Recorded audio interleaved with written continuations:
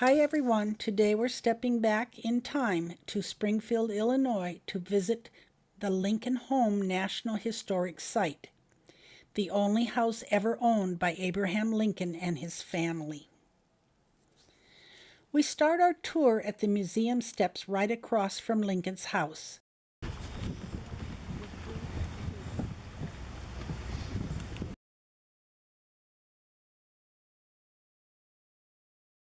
Facade of the home and the quiet street he walked every day. He bought it in 1844 for $1,500. A pretty good deal by today's standards, even if it wasn't quite as grand as the home we see here today. It was only a 1.5-story cottage at the time, rather like this one over here on the corner. Well, 1.5 stories was perfect for the Lincolns because they were only a family of 3 at that point. Abraham, Mary, and their son Robert, who was less than a year old. But over the next 17 years, their family would grow, and so too would the home.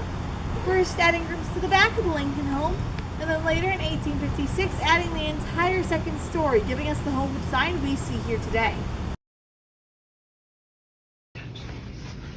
Welcome everybody to the parlor. Please do be careful at that door. Welcome everybody to the parlor. This is where the Lincolns will be greeting their guests and holding formal events.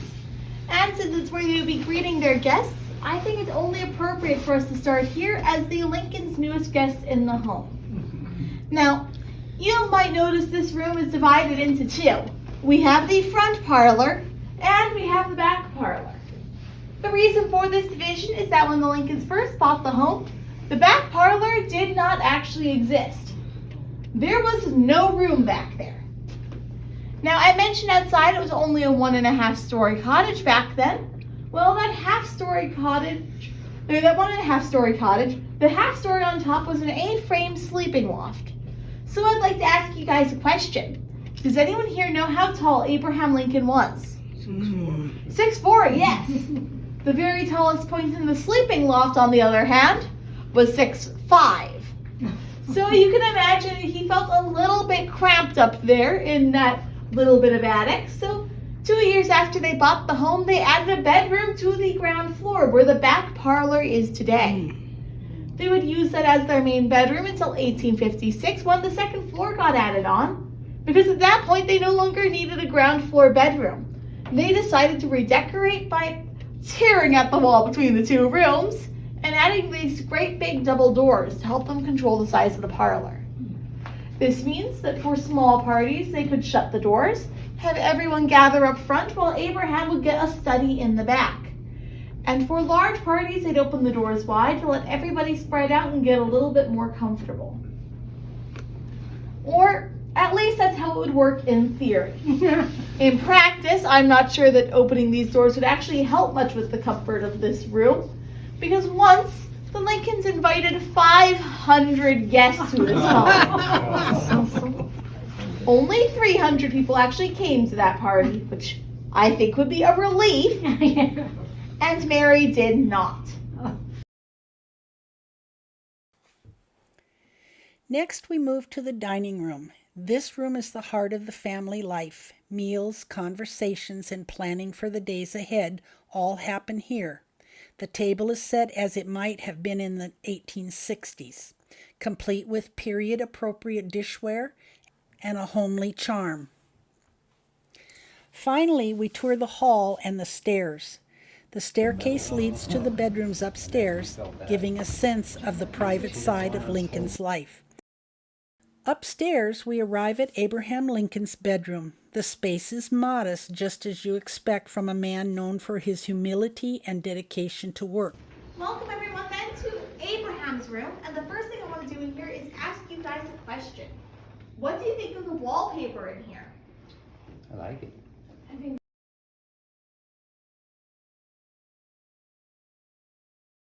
Well, the carpet is not an original. Is not original. We have it based off of the sketch in the sitting room, but we can't be certain this is what it looked like. However, Separate bedrooms. we can be certain of the wallpaper. This is the only original pattern we have here in the home. During the restoration, we found pieces of the original wallpaper on the wall here. And we used those to recreate the design as you see it today. This is a French design that the Lincolns would have ordered by catalog.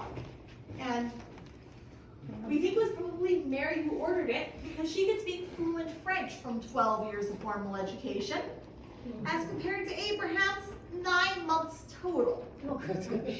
When they met, Abraham was sharing a room with his friend who owned a general store here in town, and Mary was living with her sister, the governor's wife.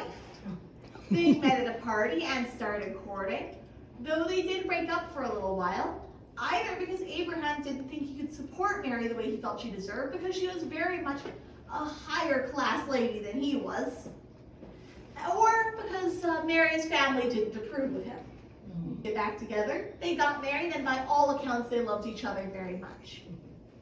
In this room we've got a couple pieces of original furniture. We have this big dresser in the back, the drawers beside it, and the writing desk in the corner. The writing desk is my favorite of the three because it's so small. It's actually one that Abraham would have thought when he was just starting out, and it's probably the best one he could have afforded back then. It's also one he kept for years. He only eventually got rid of it when one of the legs broke and it was involved in a terrible ink spill. At which point, instead of throwing it out, Abraham actually gave it to a neighbor of his instead to fix up and keep. The neighbor did keep it for a good many years and eventually sold it to a collector. We finally managed to get it from that collection and bring it back home to where it's been to this day.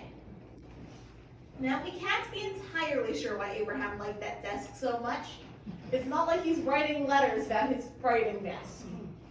But we like it because it's a good symbol of how far he's come. A little bitty writing desk, surrounded by fancy French wallpaper and an 11-foot, 8-inch ceiling above it. So I'd say Abraham's doing pretty well for himself. Do we have any questions for his room? So did the original bed go to the White House or something? Well, actually, the Lincolns sold the original bed. All their beds but that guest bed were bought by their first tenants here in the home, but they held a rummage sale while they were moving out to the White House. That's all well and good, until later those same tenants moved to Chicago, right before the Great Chicago Fire. So we lost all the beds but the guest bed in the Great Chicago Fire.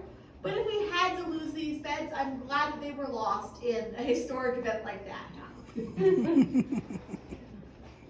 year was the restoration? This restoration was done in the late 70s and early 80s as the National Park Service acquired the home. Explain why we have Abraham's room and Mary's room. To put it simply, it was fashionable. It would give the couple a lot of privacy. Very useful for the Lincolns because Abraham, he liked staying up late at night working at his writing desk in that corner. And Mary had 2 little boys on a trundle bed in her room. She was also known to have headaches, so a private room to herself during the day would really help if she was struck by one and needed to recover. In her room, we've got a piece of furniture I like to talk about. This dresser, the chest of drawers is to the left of the bed. Next is Mary Lincoln's bedroom, which provides a glimpse into her life as a wife and mother. Mary was known for her intelligence, social skills, and strong personality, and you can see touches of her influence in the decor and household arrangements. That chest of drawers is our oldest artifact in the home. A Todd family heirloom that's about 200 years old.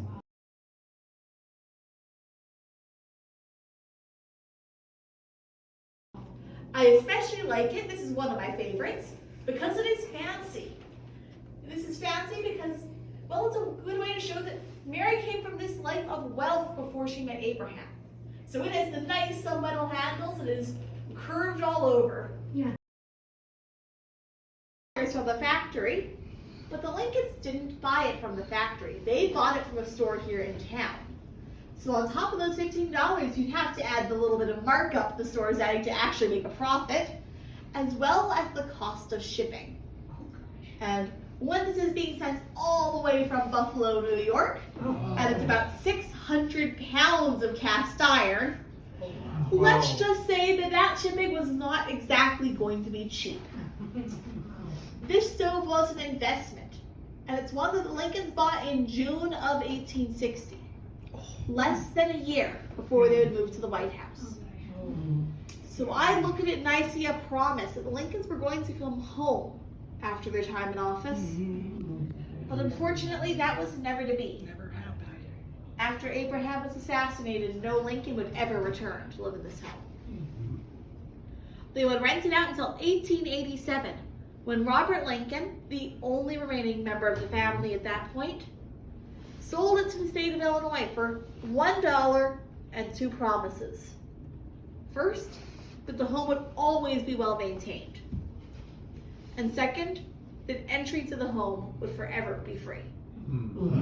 Oh. Now, we may no longer belong to the state of Illinois and are now part of the National Park Service, but that's a promise we still uphold to this day. We made that same promise, and that is one of these legacies of the Lincolns we really do try to uphold. As our tour concluded, you can see that visiting the Lincoln home is more than just seeing the house, it's walking through history. Whether you're a history enthusiast, a student, or just curious about this remarkable family, this visit leaves a lasting impression. Thanks for joining us on this journey into the 19th century. If you enjoyed this video, please like and subscribe. We hope to see you on our next adventure.